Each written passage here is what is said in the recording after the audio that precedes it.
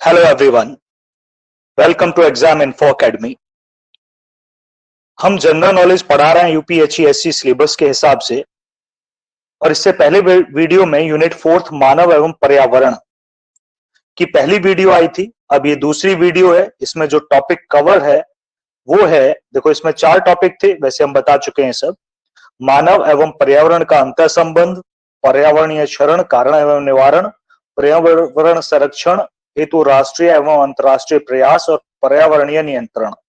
हम जो पहली वीडियो लाए थे वो पहले टॉपिक से कंसर्न थी। किस टॉपिक से थी? मानव एवं पर्यावरण का अंतर संबंध। वो भाग 1 था।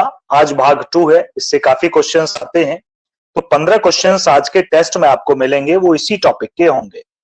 चलिए आगे बढ़ते हैं इस टॉपिक पर। देख लीजिएगा, लिखा हुआ दिख रहा होगा मानव एवं पर्यावरण का अंतर संबंध भाग 2। भाग 2 मतलब पार्ट 2 है ये। पहले इसका पार्ट 1 आ चुका है, उसी के क्वेश्चन से आगे बहुत सारे क्वेश्चंस आते हैं। आगे बढ़ते हैं हम लोग। क्वेश्चंस हम पहले बता दें ताकि आप एक बार देख सकें कितने सही हैं, चेक कर सकें।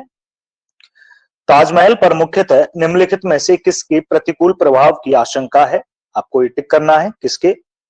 दूसरा है, हरित भारत मिशन के अधीन कितने हेक्टेयर वन भूमि को वनारोपण के अंतर्गत लाया जाता है?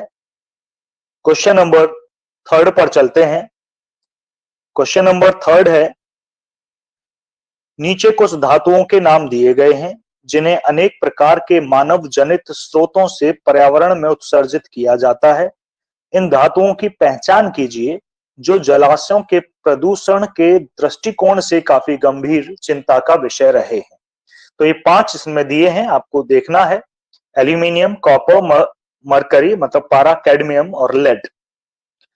अब आपको देखना है काफी गंभीर चिंता का विषय कौन कौन से हैं इनमें से।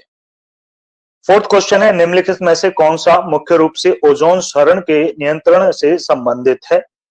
उस पर आपको टिक करना है। क्वेश्चन नंबर 5, निम्नलिखित में से किस प्रकार के प्राकृतिक खतरों से मनुष्य को नुकसान पहुंचने की सबसे अधिक संभावना होती है? क्वेश्चन 6 पर आते हैं। सामाजिक वानिकी के अंतर्गत किस प्रकार के वृक्षों के रोपण हेतु प्रोत्साहित किया जाता है? क्वेश्चन 7 पर आते हैं। निम्नलिखित में से कौन सी गैस ग्रीन हाउस गैसों में शामिल नहीं है? आपको ये टिक करना है कौन सी गैस वो है। जैव परिस्थितिकी सबसे समृद्ध है, तो किस वाले क्षेत्र में सबसे समृद्ध है?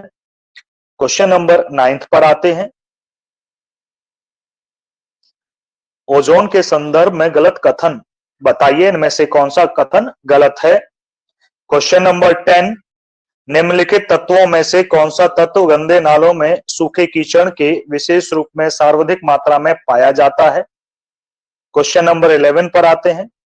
परमाणु कचरे को डंप करने के लिए निम्नलिखित में से कौन सा सर्वाधिक उपयुक्त है?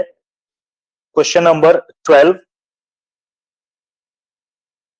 बिटुमिन कोल तार प्राप्त कहां से किया जाता है? ये आपको बताना है। 4 ऑप्शंस हैं, उनमें से एक को टिक करना है। 13 पर आते हैं, सबसे अधिक काला धुआं मतलब कालिख किससे निकलता है? 4 में से आपको टिक करना है। 14 पर आते हैं, निम्नलिखित में से किस प्रदूषक को भारत में वायु गुणवत्ता सूचकांक में शामिल किया गया है? 15 पर आते हैं, शहरी क्षेत्रों में प्रदूषणकारी गैस कार्बन मोनोऑक्साइड का प्रमुख स्रोत क्या है? कौन सी गैस कार्बन मोनोऑक्साइड का प्रमुख स्रोत क्या है? समझ लीजिएगा। तो ये क्वेश्चंस थे। आगे बढ़ते हैं, स्टार्टिंग पे आते हैं हम और आंसर्स बताना स्टार्ट करते हैं। आप चेक करिएगा कितने आपके सही हैं। चलिए जी, क्वेश्चन फर्स्ट पर आते हैं। एक और है, एनवायरमेंट डे कब मनाया जाता है? ये भी अब से क्वेश्चन है, इसे भी टिक लगा लीजिएगा। ठीक है जी। हाँ, चलो आगे बढ़ते हैं। क्वेश्चन फर्स्ट, ताजमहल पर मुख्यतः निम्नलिखित में से किस के प्रतिकूल प्रभाव की आशंका है? मतलब किससे ताजमहल को हानि हो सकती है? तो वो है सल्फर डाइऑक्साइड। इससे ताजमहल का जो मार्बल है, जो संगमरमर है, वो पीला पड़ रहा है, मतलब ये एसिडिक रेन जनरेट करता है इस वजह से। चलिए क्वेश्चन नंबर 2 पर आते हैं। हरित भारत मिशन के अधीन कितने हेक्टेयर वन भूमि को वनारोपण के अंतर्गत लाया जाता है? तो वह है 6 मिलियन हेक्टेयर। 6 million hectare. चलिए क्वेश्चन नंबर 3 पर चलते हैं। थर्ड, नीचे कुछ धातुओं के नाम दिए गए हैं, ये हमने बता ही दिया था। तो आपको जलाशयों के प्रदूषण के दृष्टिकोण से आपको देखना होगा कि ज्यादा गंभीर चिंता का विषय किससे है, ज्यादा गंभीर। तो 5 है, aluminium, copper, mercury, cadmium and lead. तो ज्यादा गंभीर जो है वो मरकरी से है और कैडमियम से और लेड। तो आपका ऑप्शन करेक्ट है 3, 4, 5 के सी ऑप्शन आपका करेक्ट है, केवल 3, 4, 5। आगे बढ़ते हैं क्वेश्चन नंबर 4। निम्नलिखित में से कौन सा मुख्य रूप से ओजोन क्षरण के नियंत्रण से संबंधित है? तो यह है मॉन्ट्रियल। क्या है जी? मॉन्ट्रियल प्रोटोकॉल है। बी ऑप्शन सही है। एनवायरमेंट जरूरी है, रिजल्ट आ ही रहा है, तो अगला एडवर्टाइजमेंट आने वाला है, तो आप करते रहें। क्वेश्चन 5 पे आते हैं। निम्नलिखित में से किस प्रकार के प्राकृतिक खतरों से मनुष्य को नुकसान पहुंचने की सबसे अधिक संभावना होती है? तो ये डी है, ये तो कोई भी कर सकता था, अकाल और बाढ़ से सबसे ज्यादा होती है। ये 5 था। 6 क्वेश्चन पर आते हैं। सामाजिक वानिकी के अंतर्गत किस प्रकार के वृक्षों के रोपण हेतु प्रोत्साहित किया जाता है? तो यह है बहुउद्देशीय प्रकार, ज्यादा से ज्यादा लाभ हो सके, छाया भी दे, फल भी दे, चारा, इस तरह से। तो बहुउद्देशीय प्रकार। आगे बढ़ते हैं क्वेश्चन नंबर 7 पर। निम्नलिखित में से कौन सी गैस ग्रीन हाउस गैसों में शामिल नहीं है? कार्बन डाइऑक्साइड है, मीथेन है, नाइट्रस ऑक्साइड भी है, हाइड्रोजन है जो ग्रीन हाउस गैस नहीं। आगे बढ़ते हैं। जैव परिस्थितिकी सबसे समृद्ध है उष्ण कटिबंधीय क्षेत्रों में है जी, ध्यान दीजिएगा, उष्ण कटिबंधीय क्षेत्रों में। यहाँ तापमान भी अधिक होता है और अधिक वर्षा होती है, जिसके कारण यहाँ सबसे ज्यादा जैव विविधता पाई जाती है। तो एक था उष्ण कटिबंधीय क्षेत्रों में। आगे बढ़ते हैं क्वेश्चन नंबर 9 पर। ओजोन के संदर्भ में गलत कथन है। पहला है शोभ मंडल में खराब, ये क्या है? ओजोन है भैया, ओजोन नहीं है, ओजोन है, इसे ओजोन पढ़ें आप।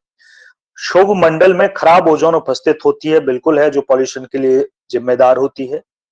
समताप मंडल में ओजोन हरित ग्रह प्रभाव के लिए उत्तरदायी है, बिल्कुल गलत है। तो मतलब गलत ही पूछा है, तो आपका बी ऑप्शन सही है, जो कि गलत स्टेटमेंट है ओजोन के बारे में। बाकी को भी चेक करेंगे। वायुमंडल में ओजोन क्लोरोफ्लोरोकार्बन द्वारा नष्ट होती है, बिल्कुल सही है। ओजोन पृथ्वी की सतह को सूर्य के हानिकारक यूवी रेडिएशन से रक्षित करती है, बिल्कुल सही है। तो बी ऑप्शन ही था जो गलत था, और बी आपका सही आंसर है। Question number 10। निम्नलिखित तत्वों में से कौन सा तत्व गंदे नालों में के सूखे कीचड़ में विशेष रूप से सर्वाधिक मात्रा में पाया जाता है? अब देखो ऑप्शन ही इसमें बता रहे हैं। टोटल नाइट्रोजन, टोटल थोड़ी हो जाएगी, टोटल तो वर्ड ही बोलना गलत था यहाँ। टोटल सल्फर भी, टोटल तो कुछ भी नहीं होगा। सर्वाधिक पूछा तो सर्वाधिक ही होना चाहिए, तो सही आंसर है इसका कैल्शियम। ऐसे भी नाइट्रोजन गैस होती है, नाइट्रोजन तो वैसे भी नहीं हो सकती। तो सही आंसर है कैल्शियम, इसे आप आइडिया से कर सकते थे। क्वेश्चन नंबर 11 पर आते हैं। परमाणु कचरे को डंप करने के लिए निम्नलिखित में से कौन सा सर्वाधिक उपयुक्त है? तो वो है लवण खान। लवण खान, ए ऑप्शन सही है। क्वेश्चन नंबर 12 पर आते हैं। बिटुमेन कोल तार प्राप्त किया जाता है, तो कहां से प्राप्त किया जाता है? जंगलों से, मिट्टी के तेल से, अशोधित तेल से? तो ये किया जाता है जी भूमिगत खानों से, भूमिगत खानों से। क्वेश्चन नंबर 13 पर आते हैं। सबसे अधिक काला धुआं कालिख किससे निकलता है?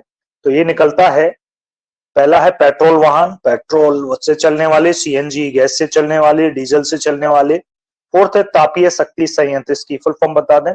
थर्मल पावर प्लांट है ये, मतलब जिससे बिजली बनाई जाती है, मतलब कोयला जलाकर।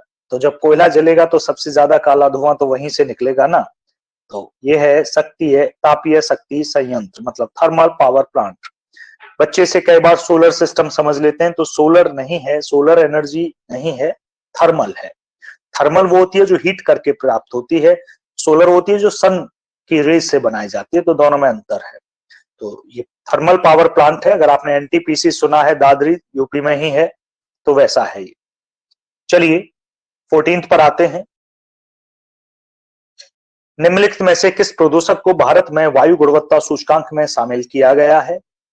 प्रदूषक को वायु गुणवत्ता सूचकांक में, देखते हैं कौन सा प्रदूषक है। Carbon dioxide, CFC, sulphur dioxide, methane. जो शामिल किया गया है वो है सल्फर डाइऑक्साइड। वैसे भी सबसे ज्यादा पॉल्यूशन इसी की वजह से, एसिड रेन के लिए यही रेस्पॉन्सिबल है, आंखों में जलन भी करता है।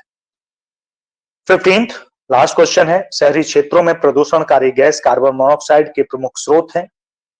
कौन कौन से हैं शहरी क्षेत्रों में? कार्बन मोनोऑक्साइड कहां से मिलता है? तापीय शक्ति क्षेत्र से, वहां तो पूरा कोयला जला दिया जाता है, तो ज्यादा ऑक्सीजन होती है, तो CO तो नहीं बनेगी, CO2 ज्यादा बनेगी। हाँ, जो मिलेगा वो है परिवहन क्षेत्र। हाँ, यहाँ होता है इनकम्प्लीट कंबशन। ध्यान दो, जब गाड़ी का पॉल्यूशन करवाते हो तो वहां CO की रेंज लिखी होती है। CO मतलब carbon monoxide, CO carbon monoxide का फॉर्मूला है। तो परिवहन क्षेत्र इसका सही आंसर है। तो ये 15 क्वेश्चंस थे।